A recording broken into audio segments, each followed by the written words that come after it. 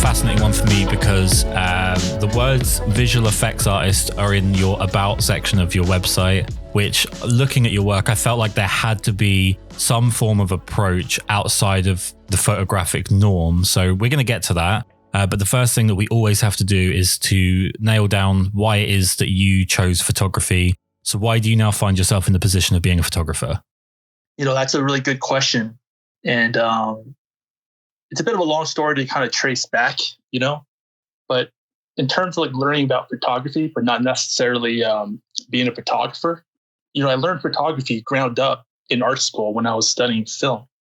I took a class in 35 millimeter film, and the assignment was to shoot storyboards, with a film camera. And it just learned all the basics of film.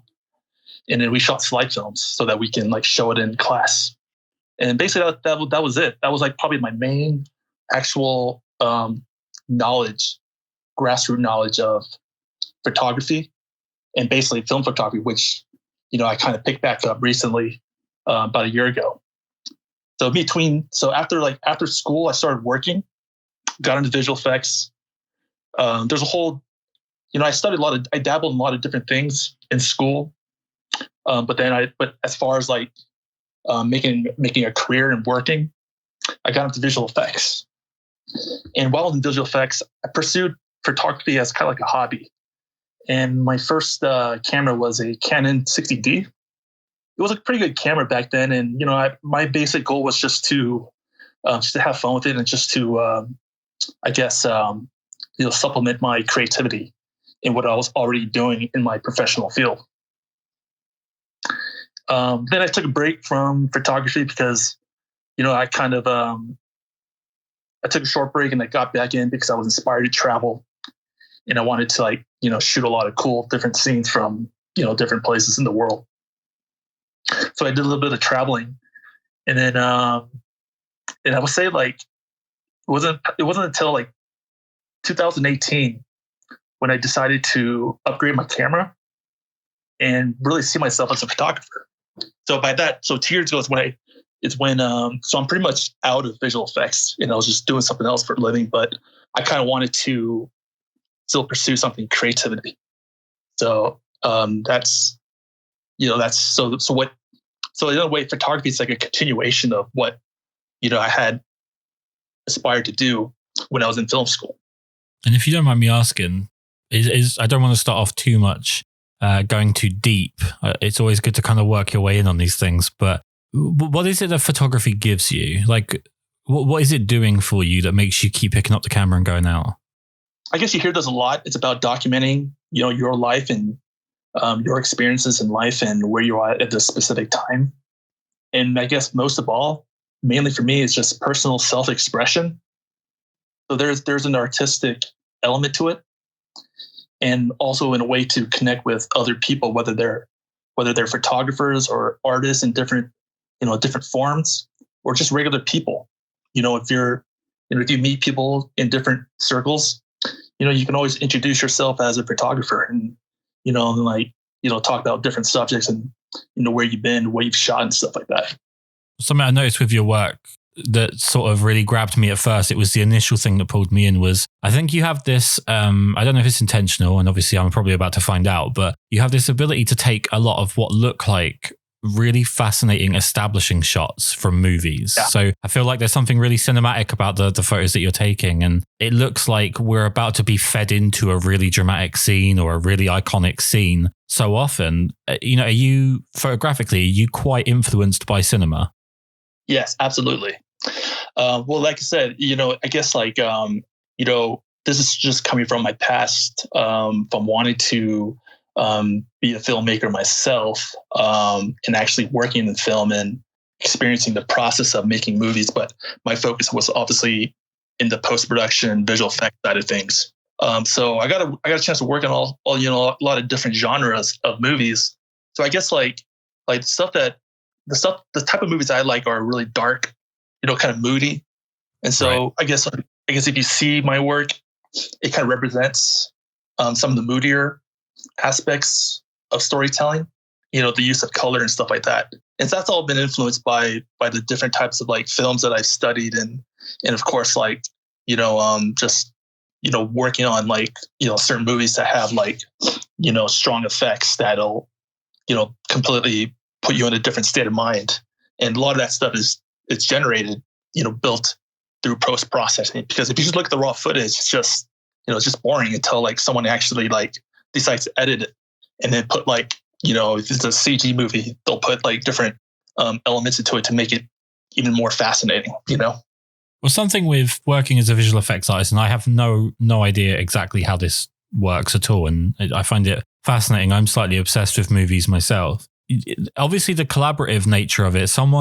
If you're adding something to recorded footage, you're having to create something based off of what someone else has seen that isn't even there. So right. The communication's really important, and understanding the sort of what the end product's supposed to be. When you carry that through to photography, it's a really bizarre thing to me, but does having that ability to see compositions within compositions help you when it comes to doing your own photography? There's a famous quote that I learned in film school, and this is when I was learning about editing and post-production. The film is not made until you're in the editing room. That's like the approximate, line of the quote. And it's that final film that you're trying to reach, that you can be happy. Right. I guess when you go through several different projects of seeing like shitty footage, stuff that just went wrong in production, and it's like you're part of a team that's going to make it into something. It's like you're making nothing into something, and that it's really that final piece that really matters. So I'm trying to look at my work, the cinematic way of shooting. I want to get to each photo to a point that's as complete as possible, and like the original shot just didn't really resemble anything like what I'm presenting. Right. Well, I've heard people say in the past that editing is part of the writing stage. That like you haven't actually finished writing something until it's edited, because you do so much to affect narrative, and obviously things like Kuleshov, you end up affecting the feel and the mood of something with how you approach transition and so on. But when it comes to still images, and when it comes to having like one image to get the narrative across, or to get the idea of what you're doing across, do you find that more restrictive, or do you find that more freeing for you in terms of creativity? At the moment, it's more freeing. Just because I feel like I could be a little bit more in tune with less about a direct storyline, but just more about a feeling, So Right. it could be abstract, it could be whatever I want. So whereas like in a movie, you have to edit and compose in a way that tells a good complete story with dialogue and all sorts of like aspects of like juxtapositions of certain shots in order of sequence. So that stuff is fun, but it's fun. But I think like with still photography, I leave the photo to be open to interpretation for whatever it is, So there's no like screenplay, and like the photo itself can have like different meanings for different people, without like having like a dialogue structure, like a beginning, middle, and end. You know what I mean? Yeah. There's no like a flowing story arc that I'm trying to, fit into this one piece. But there is like a mood and like an emotional component to it, which to me is cinematic. Well, something I see quite a lot with photographers, especially ones that are maybe in their formative years and they're doing street photography, is the lack of that connection. They're sort of technically ticking boxes, but there's a lack of connection in terms of like any kind of narrative or feeling or mood in the images that they're taking. Is that something that you found come fairly easily, or for you was it something you had to learn in the same way that you had to learn compositional techniques? Oh, that's an interesting question. I think like every photographer needs to know themselves, and I say this because I'm trying to know myself better. So that I can shoot better, and also to process my images better. And so there's a whole reason why, like, there's a deep connection to why I like, moodier subjects and moodier images. This is just part of my own past, my own upbringing, and just just my own personal experiences growing up. And there wasn't always like bright and sunshine moments in my life. There were periods of darkness, and so these kind of experiences just sort of kind of like resonate through my images, and I can always look back in these periods of my life and kind of understand what that felt like, and I can kind of like translate that in my photography, if that makes sense. Oh, 100%. And another part of it, I think, is like, and I'm curious to see it from your end. For me, if I go into a shoot, any particular shoot, whether it be, so I work in weddings and I do a lot of portraiture. If I go into either of those without a clear intent in my mind of what it is that I want to end up with, like a good idea of feeling and mood and whatever that I want to come up with over the course of that shoot, I tend to come out with something that to me is unbelievably lackluster at the end. So going in with that intent, whatever that is, whether that's just, the focus of the mind or just having at least a rough idea of what you want to take from something makes a huge difference to the end product. Is that the same with you? And more so, do you find that when you go out, say you're in a bad mood and you go out with your camera, do you find that the photos that you're taking reflect that, or do they kind of flip the script on that? Well, I guess let me try to understand like what you're saying, what your question is. The intent is that I'm in a bad mood, therefore my end product is going to reflect my mood. Is that kind of like what you're saying? Well, I suppose when I go into so for example, if I go into a portrait shoot and I want to, I'm looking for a specific like emotion from the subject. I'm looking for, say, just really raw confidence, maybe a little bit of arrogance. And I go in and I don't do a good job of communicating that with the other person. Okay. I'm not going to come away with that. But in your case, you're photographing much more passive scenes. They're not, to what I can tell, they're not scenes that you're engaging with overly as much as you are documenting. So does your mood and your intent affect the images that you're taking away from that? Sometimes. I would say I'm not always necessarily in the mood. So I guess what I'm trying to say, the way I can best explain it is that I'm not necessarily in the same mood when I'm shooting as the final product of the image. Rather, I'm just going out there and I'm just trying to find a scene and looking for things that I like, that I'm drawn towards, and take the image so that I can go back and sort of, work on the image and to find a place in an image that reflects a mood that I'm kind of familiar with. So it's not like I don't really need to be in a mindset or have the intention to be in a moody place in order to, make a moody photo. Mm-hmm. I hope that answers your question. I see what you're saying. It's looking at the places that you photographed. Obviously, before we started this, we talked about London and how I desperately tried to warn you off of coming back to England because it's such a tragically depressing place. But you photographed in some of my favorite places. I mean, Vegas being somewhere that I could absolutely live and just basically spend every day going out to the desert and living life that way. But did you also feel like in your case, I guess, for me, a portrait shoot would be me and another person, but you aren't necessarily always engaging with another person. So is the place that you're in, does that become sort of your de facto partner in crime in what you're doing? And do you photograph, say, Vegas differently to how you would photograph London, to say how you would photograph LA or wherever? I would say I try to photograph with a certain composition in mind and with a certain lighting in mind. I guess those are the two main things. Mm-hmm. And those things will sort of like bring out the mood that I want as far as like when it comes to like, color grading and stuff like that. So there are certain colors that I like, that I look for at night, like red light or any red in darkness really stands out. So I really like that. And then if you combine the color of red with different colors like blue, that has a different effect if you combine it with like, say, green. Mm-hmm. But they can both combinations can produce a powerful image and also my own personal outlook. The way I think, like for example, Vegas, the way I would imagine it to be. Really quickly, if you just take me through kind of the process that you go about gathering these images, are you someone that scouts out a location for a long period of time and sort of tries out different approaches to the same scene? Do you take a chance on places and just go out with your camera and see what happens? How much of a meticulous planner are you? That's a pretty good question. And I was thinking about this pretty recently.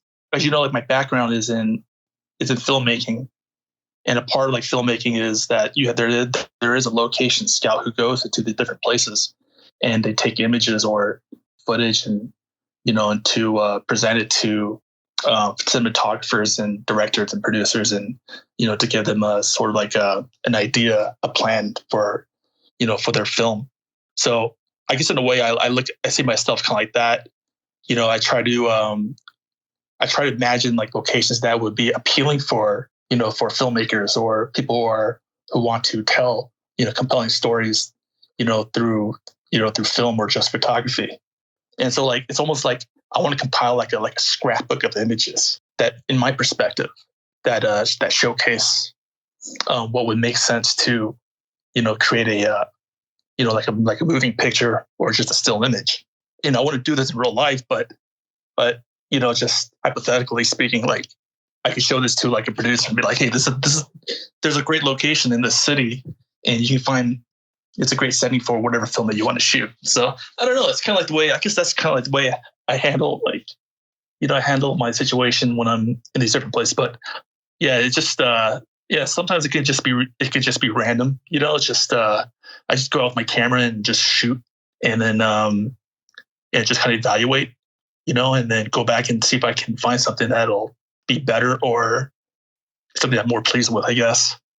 Well, something that's interesting with street photographers, and I'm not necessarily, branding you as that, but let's sort of go with the fairly wide definition. Something that's interesting with street photography is that people vary massively on quite a weird system of rules that they sort of impose upon usually other people in comment sections as opposed to their own work.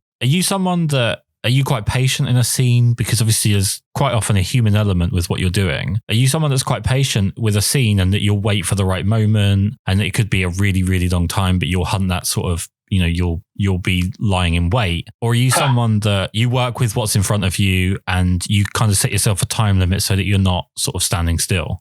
I guess I'm more of the type of person who just kind of, I don't know, I guess the best way is just kind of go with the flow. Like if the shot's not happening, I'm not gonna waste my time.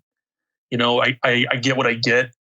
If there wasn't like a subject that was in the frame that I hopefully had imagined, before shooting it, if that didn't happen, I'm still gonna take that image and see what I can make out of it in post. And that's kind of like what I mean by like you just take nothing or whatever you have and you make something out of it. And it's just like I look back at some of my images, like I can't believe like I got so much response from, because in the actual shot I felt like there was just really anything there special, but I just tried to create like an alternate feeling of this location that I was shooting in, and then hopefully it would grab some attention. So a lot of it is just sort of like it's a hit and miss, and a lot of it just kind of surprises me. A lot of uncertainty, I guess, and because of that, I don't always just try to limit myself. Like like the way you're explaining about how street photographers have like certain rules that they need to follow. Mm-hmm. I just like to like throw all those rules behind it, and like I think it's better for me to catch myself feeling surprised about a shot that I get blown away with, and other people get blown away with when it was just like a nothing special shot. Well, in terms of like your approach to, I guess one thing that I'm interested in, I'm looking at your portfolio right now, and something that I'm fascinated by is that your kind of broad times of the day and night that you're photographing. And I mean, I would probably, if I was to take a punt, I would guess that you're much more comfortable or much more excited photographing at night because of the drama within the light and the mix of different kind of ambient lighting that's available. But when are you most comfortable actually going out and shooting? I like night, but I wouldn't really say that's like my preferred. I like shooting at daytime. I just think like I like my problem is right now is like I like everything. I like shooting everything at all different times, and that's just I guess like the work that I'm presenting, and then to a style that I'm aiming for, represents like more like night photography. But that doesn't necessarily mean that like that's what I'm most comfortable with. Night photography is actually a lot harder because you have limited vision in seeing and placing things in your composition. And lighting can be very erratic, whereas like in daytime, you see everything in such clarity that it's easy to pinpoint things and shoot things that you like. But does that mean like the outcome of my photos at nighttime are better? Yeah, I'm not totally sure, because I have presented work in the daytime that are really good and they've gotten really good feedback from. It's just I guess like in terms of like quantity wise, there are more photos that I put on my website that are at night than at daytime. But that doesn't necessarily mean that I'm better or more comfortable at night. What about in terms of scenes? Like with the example of one of my favorite images is, I feel like it says Boulder Bowl, but it's like the outside of a theater, I guess. Really cool neon signs. Actually, really reminiscent of an image I took in New York, which is a complete insult to you because the image that I took in New York is nowhere near as good. But it reminds me a lot because you've got kind of converging cars that bring you to the center of the scene, and you've got the sign and so on. Yeah. You've also got images of just standalone characters behind glass. You've got wide shots of people walking through very mixed lighting. I mean, there's a whole range of compositions. Is there any in particular that you're more comfortable with? Are you much happier to kind of find a building that's got these big neon lights and kind of sit and wait for all of the elements to come together? Or is it more a case of you find this one person, you find this one spot where the light's really nice and it's behind glass and whatever, and you've got to wait for one person to make their way through? What's the sort of scene that you're most comfortable photographing? Yeah, just good lighting overall. So, I think when I lived I'm living there now in Vegas. I just travel a lot, but I'm currently located right now in Denver, but I go back, to Vegas later. But the Vegas kind of what got me started in shooting, specifically looking for neon, because that's such a, there's, these neon signs in Vegas are very prominent and they really stand out and they make very good photography. Not just the actual neon sign itself, but the ambient light that is created in the scene. And so I developed a pattern of shooting these neon signs and looking around and see how that light affects the scene. And I really enjoyed that, So I guess like, through that development, when I visit to other cities like LA or even like London, I try to find certain kinds of lighting, particularly at night, of course, that helps me to gauge a scene in the mood that represents that kind of like that sort of cinematic feel that these neon lights kind of cast in the scene. So whether it's a car or a person, it really doesn't matter, because I think that good lighting is going to make whatever subject just look really good and you just want to shoot it. I'm not really looking for a specific type of person if I want a person to shot, because, whatever person happens to be there is going to look really good. And whatever car there, it doesn't have to be like a sports car. It could be a vintage car, but it's that lighting that's just going to elevate the subject.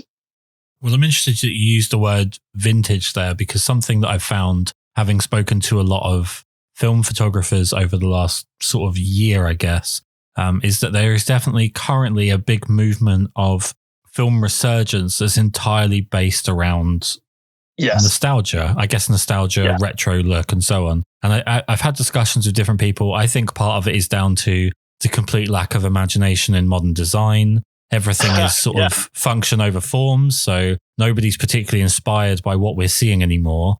Yeah. But, how do you feel about, I guess leaning on probably sounds a bit negative, but how do you feel about leaning on nostalgia when it comes to photographing like old buildings, old signs, older scenes? Are you someone that's kind of trying to find a way to remove all of the modern assets from that space? So there might be a modern car and you've got to find a different way to approach it so that that's not a factor in your image. I don't think I have a preference or to shoot vintage because of nostalgia feeling. Nostalgia feeling, I guess, is an aspect that I like, and shooting vintage cars is something that if I see that's there and there's an opportunity, I'm going to shoot it. But there's nothing built in me that says, I have this disdain for modern designing, because like at night And when the lighting is good, I really don't think it really doesn't matter. I think it looks good. Like, for example, like you go to like a city like New York, there are a lot of old buildings and there are a lot of like modern buildings. Mm-hmm. They all look really good at night. You know, the whole New York skyline. I mean, I went through a phase of wanting to shoot skylines, you know, whether it's Chicago, San Francisco, LA, you know, New York. And I always thought I wanted to shoot the skyline of New York. And, you know, yeah, I think it all looks good, you know. And I guess what's different about me, I'm not like really your typical American either, you know. You know, I'm Korean American, so it's not like these American vintage cars are things that I have a heartstring attached, you know. Right. But I had an experience in high school where a friend of mine had a vintage Mustang, you know, and looked really nice and it was really cool. He drove his friends out, you know, wherever he went, he invited friends to, you know, to ride with him. And so I'm well aware of like, you know, these type of like American artifacts. So if I see it, you know, I can appreciate it and I'll shoot it. But it's like, but I think I'm a little more varied though. It really depends on, you know, the scene and the quality of the light, because that one photo that we were talking about just has like a regular, I don't know, just a regular car, you know. Right. And what was cool about it was like you can see like a reflection of the boulder sign through the side windshield, you know. Yeah. And like there's like another car, and these aren't like vintage cars. It's just you have this great lighting. The building is probably a little bit more vintage, you know. But that combination of that light, that neon light, the theater, and these two cars, and the guy in the driver's seat, and the reflection of the sign through the side windshield, you know, made it look really cool, you know. Yeah. So the fact that it was, yeah, like a vintage car being there would have made a difference for me.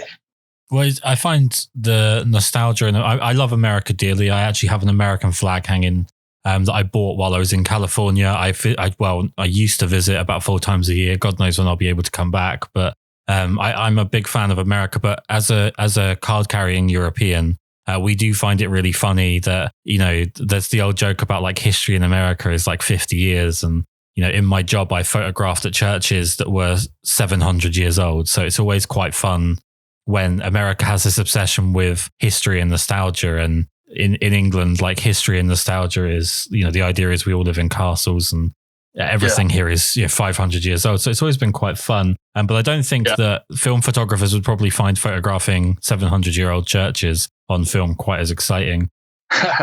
On the subject of film, you're mixing film with digital. Why?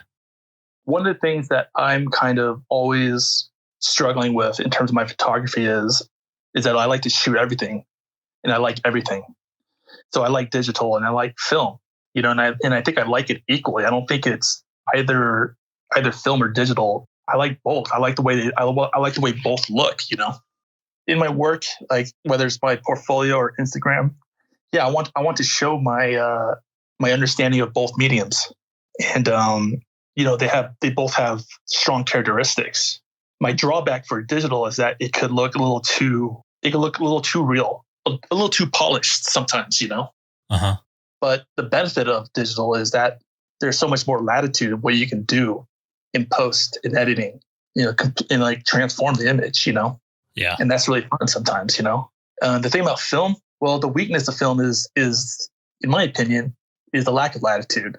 Sometimes the shadows don't look right. They don't look right. Sometimes the highlights don't look right. Stuff like that. You can't really control that much, you know. So, but there is that nostalgia effect, you know, when the lighting is right, and film just has that feel, you know, that you can't really explain.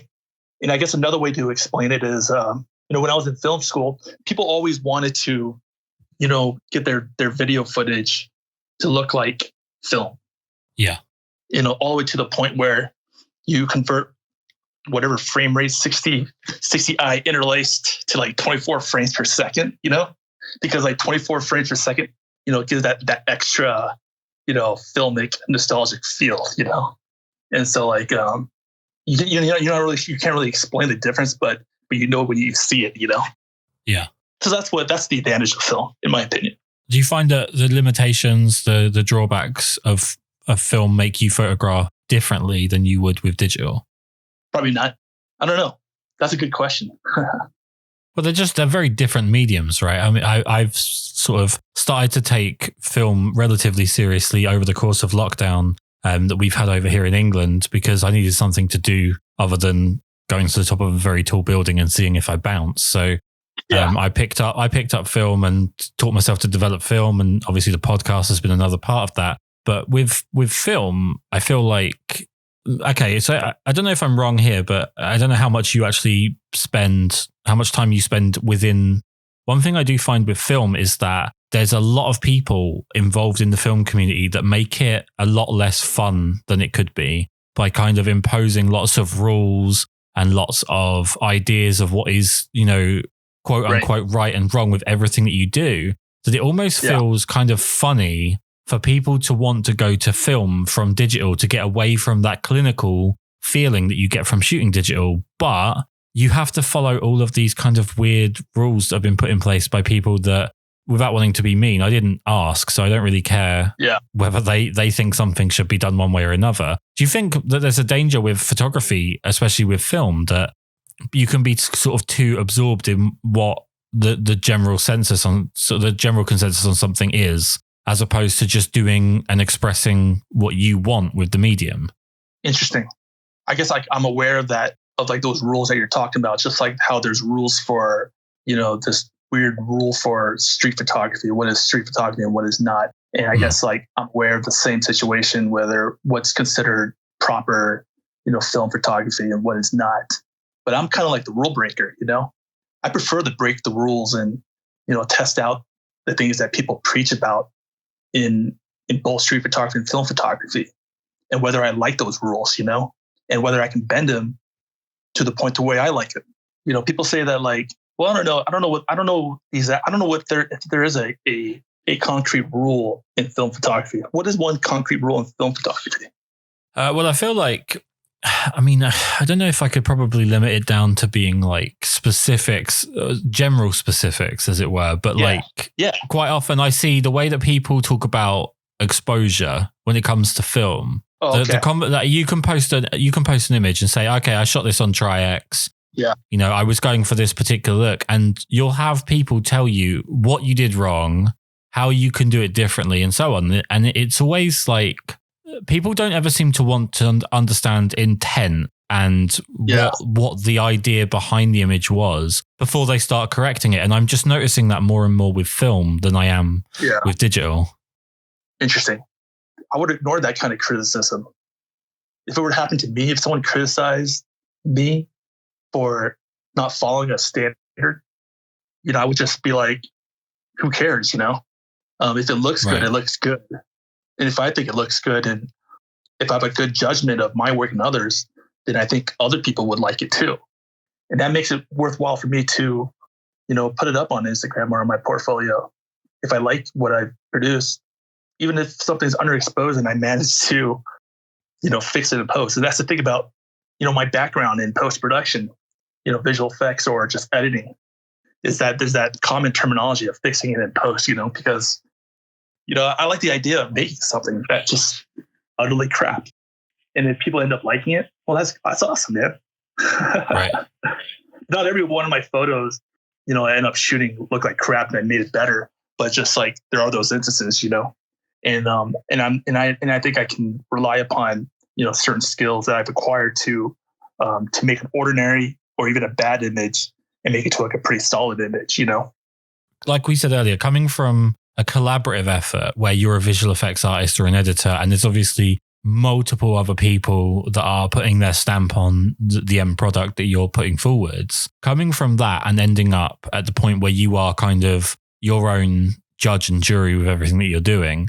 Yes. How do you go about editing yourself and deciding, what has worked and what hasn't? Because we can get emotionally attached to images and think that something's, the best work we've ever produced. And maybe we just enjoyed the environment we were in when we took the image, and the image actually doesn't really do a lot to sell what we think it's selling, because other people don't have the same connection to the time around the photograph being taken. So do you have people that you contact and you send them images and you let them give you feedback? You know, how do you go about editing yourself? Yeah, that's another good question.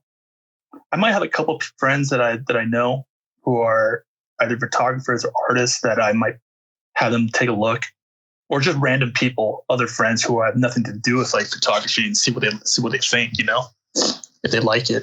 So whatever feedback is good, but I don't think I really depend on their comments or their feedback. I guess I have a very modest approach in the way I look at my own work before I post it. You know, I prefer to think of my work as, like I said, just taking something that just looks totally ordinary and average and try to make it something different, try to make it look special in my eye, but still with the attitude of like, you know, this is just, anybody can do this, you know. But then if I upload it on Instagram and if there's like a lot of like comments and feedback, then I'll know. But then again, it's like I think about, well, is Instagram a good metric? You know, is that something good? Is that good to follow? You know, the feedback that you get from like Instagram. But I guess it's like a pretty good estimate. You know, if there are a lot of people who respond positively, then I think like you might be onto something. And then I'm more likely to, you know, try to repeat that. That doesn't necessarily mean that like the next photo I put up is going to be good. You know, like I said, it's always like I said, my fallback is always like, yeah, it's just taking this ordinary, you know, bland thing that I shot, you know, somewhere, and, you know, just try to make something out of it. And I just think like I said, that just comes back from, you know, the mentality of, you know, of working in, you know, in editing and visual effects, you know, because the beginning stage of everything that's been given to you, it's just boring. You used a phrase there that's previously pissed off some people when I've used it. And I absolutely agree with it. And I stand by it 100%. But there are people that get quite frustrated. I think especially sort of intermediate photographers that are just starting to find their feet with it.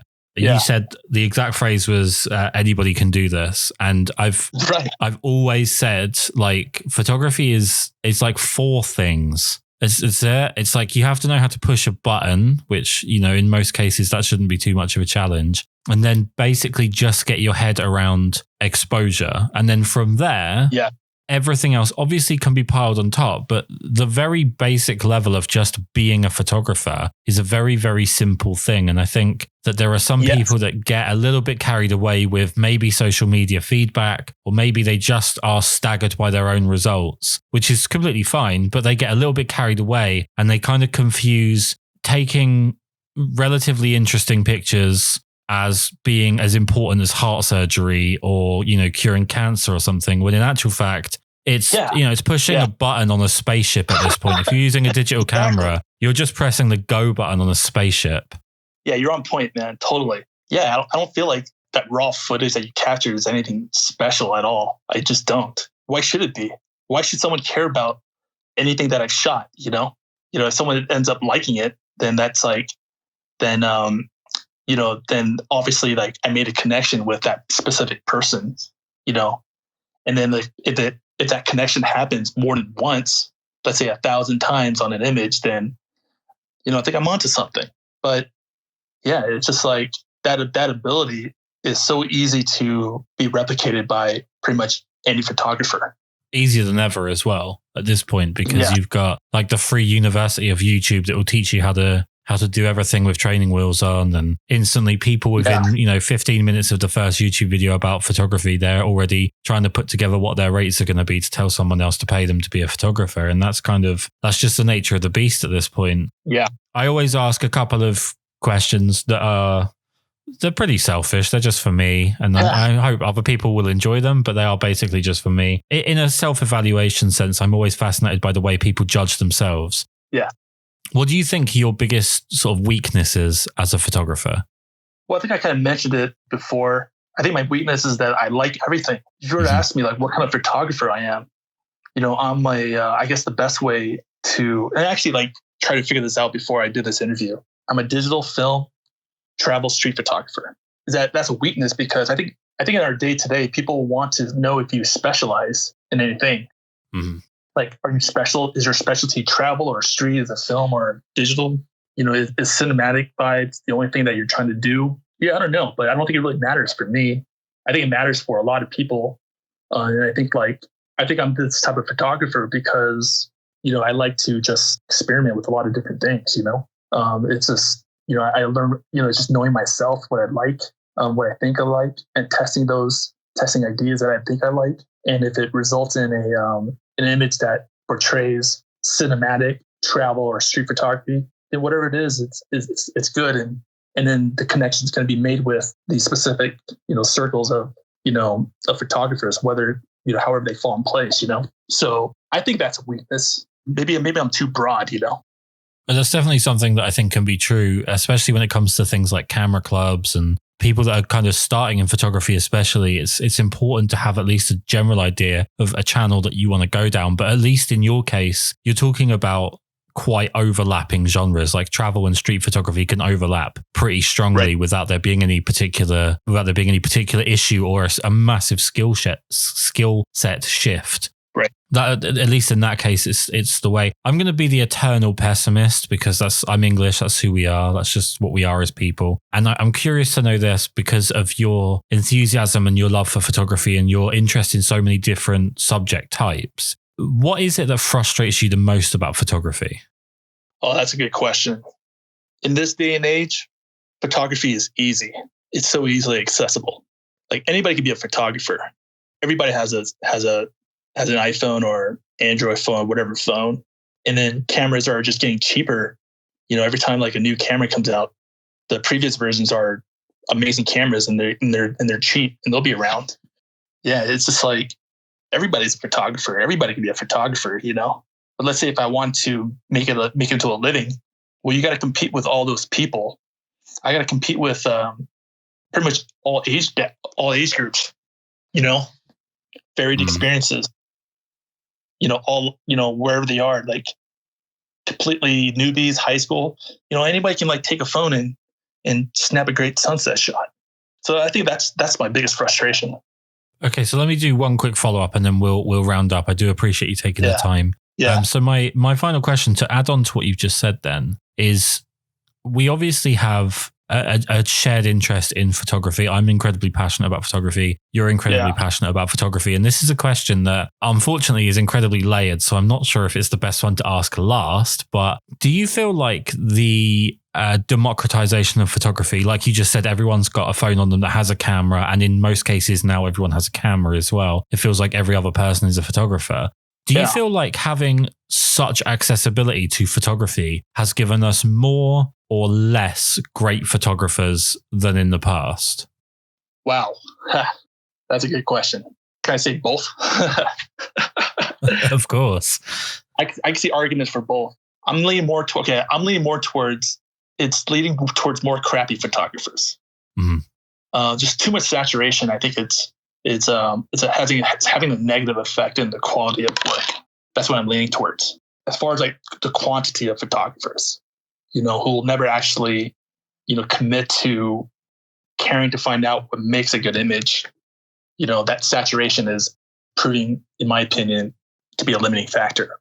But with all that information and with some of the best camera and with our technology, whether it's film or digital, under the right artist, that artist could become like one of the best photographers, in a lifetime, and those things can happen. And I think you will find more of those type of like phenomenal artists as well. Well, you'd think that with the access to information and the cameras being so forgiving, that's probably the nicest way I can put it. With cameras being so forgiving and with, the access to all of this vast experience and information that people are putting out there, you can freely access. You would think that people would be able to go through the early stages and get over those early hurdles quite quickly and quite easily. And we would end up with the entire zeitgeist of photography just shifting up a notch and everyone being of a much higher level straight off the bat. Whereas actually it almost feels like it's gone the other way. And the ones that are visionaries, the ones that are technically fascinating, and the ones that are promote, like their images promote a really interesting viewpoint, are just buried under the clusterfuck of a million other photographers that are taking the same 12 pictures over and over again because the algorithm likes those pictures. And I feel like that it's like the never ending question. It's like my question that I keep asking people that I've had to stop myself asking about whether or not Instagram is a positive for photography, because it can't really be answered one way or the other. I probably shouldn't have gone so deep right at the end of a podcast. That probably wasn't my smartest move. No, it's all good. You know, I think every photographer who's on Instagram thinks about it at all levels, at all numbers of followers, you know? And I kind of ask, what is the value in Instagram? And is there any? I think there is value. I do think like good artists, good photographers stand out and they can tell the difference, you know? Yeah, I think that's just how it is. You know, I think people who are trained properly, whether it's through school or YouTube or just through kind of mentoring, and they know innately that they are good, like, you don't have to be arrogant or cocky, but you know that you're a good photographer or you're a good artist. There are people like that. And I'm sure you know people like that. And you know the people who are crappy photographers and who are arrogant. And I think that, and then to me, that kind of shows in Instagram as well. And it might bother me if there are photographers who have bigger followings, who I think aren't as good, but it's not really not my place to judge, you know? The thing is, I just have to worry about, you know, the audience that I've kind of accumulated and, you know, and how I treat them, but not necessarily like, you know, who I think our competitors are, you know, because, I think Instagram has allowed anyone to be a photographer and make a following, you know, as long as they commit to it. And that's good for all types of photographers, you know? So like, it's like who am I to say that, like, you know, my photography is better than someone who shoots food photography or something like that, you know? The competitive element of any art form is always kind of a losing battle, because if your entire process is comparison, then you're never really satisfied by your own work, because you're always just looking sideways, backwards. You know, you're always looking around you essentially at what everyone else is doing, and you're not really just focused on intent, which, you know, that should probably be the main focus for everybody, is what is it that they're trying to say. At the end of the day, I've always said the most important question that every photographer should always be asking themselves is why. Why did you take that picture? Why did you take it the way you took it? Everyone's always asking how, you know, like, or they're asking like what settings, what camera, you know, it's the same technical questions over and over again, when actually more of a philosophical, and I'm not particularly a philosophical person, but a more philosophical approach, and just ask why certain decisions were made, especially if you can ask yourself. Because speaking only from my own point of view, I'm an incredibly subconscious person. I do a lot of things without putting in a lot of conscious thought when it comes to photography, that it's important to look back and kind of question yourself on why you did things a certain way. And when you want to learn from someone else, like if I want to learn from you and I was, you know, going out on one of these nights where you're going out and taking pictures, I would benefit way more from asking you why you're doing certain things than just always focusing on the camera or the settings. No, I think you're on point. The question of why, is pretty important. I think that question is, I don't know if you might agree, but I guess the way I would look at it is, if you have a good answer as to why, I think that shows your maturity, not just as a photographer, but maybe just as a person, maybe, you know? Yeah. Like I said, like the moodier colors that I like to put in my photography, you know, it's a reflection of who I am and the type of the things that I experienced in my past, my upbringing. And some of these really dark, you know, experiences, you know, still come up in my imagination sometimes, you know? Yeah.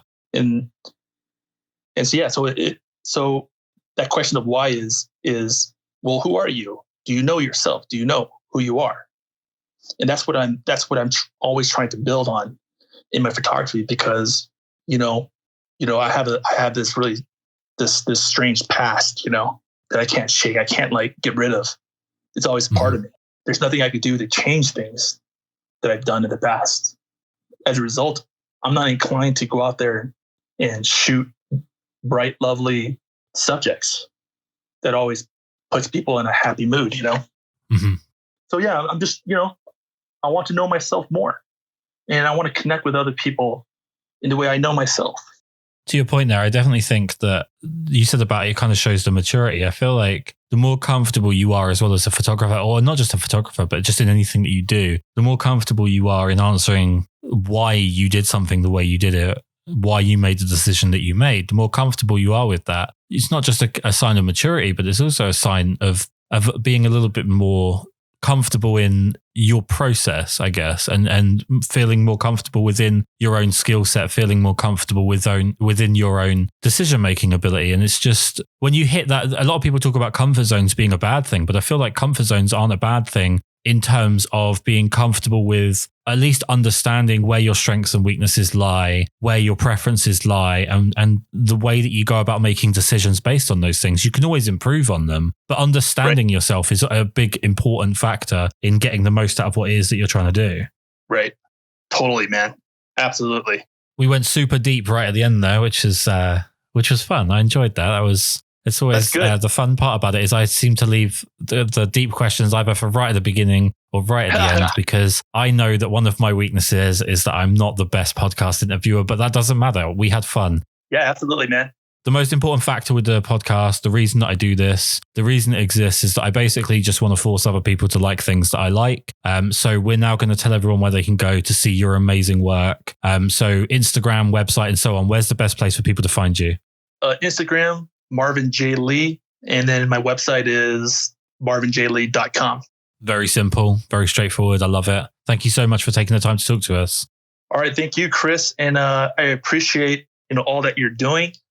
And like I said, like whenever someone reaches out and have these kind of conversations, I feel like it really is an honor to have this opportunity to meet you like this, to hear you speak about your works, and share my experiences in my work. So yeah, this is really cool.